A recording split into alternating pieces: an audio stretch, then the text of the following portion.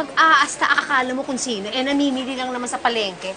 Alam mo kasi, naiingit sila sa atin kasi tayo makakaalis dito. Samantalang sila, ay nako, mamamatay na sila, hindi pa sila nakakasakay sa eroplano. Nay, huwag ka mag-alala dahil kapag yumaman tayo, bibiling ko tong buong palengke. Tapos lahat ng napaplastic sa atin, hindi pwede makatungtong dito.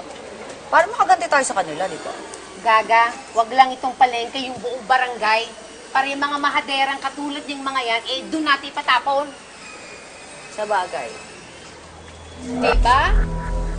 Hoy! Ano yung titingin mo dyan? Huwag ka lalapit sa akin, ha? Baho-baho mo. Tsaka mainit ulo ko, ha? Dapat nga ako magalit sa'yo na ginawa mo sa akin eh. Pero dahil good mood ako, patatawarin kita. Matatawarin ka na sasabihin. Ikaw tumigil ka, hampasin kita.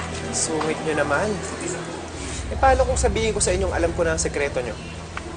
Na yang si Jasmine nagpapanggap lang na Jay Flores para mahuthutan nyo yung Italianong yon. Magsusungit pa kaya kayo sa akin?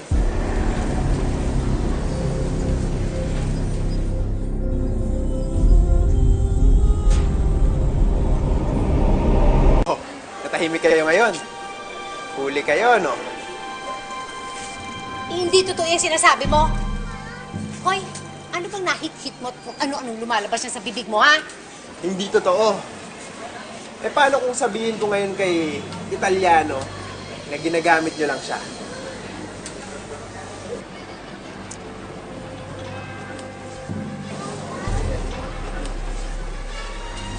Hoy, sundan mo! Ano ka ba? Sige na, panalo ka na. Ano ba gusto mong mangyari? Mapunta ka sa akin. Oh, sige na. Yung iyo na ako, pero huwag ka magsasalita. Basta mamaya, ha? Pumunta ka. Pag hindi ka pumunta, sasabihin ko talaga yung sekreto nyo. Oo na, sige na, alis ka na. Ayan. Why is he with you?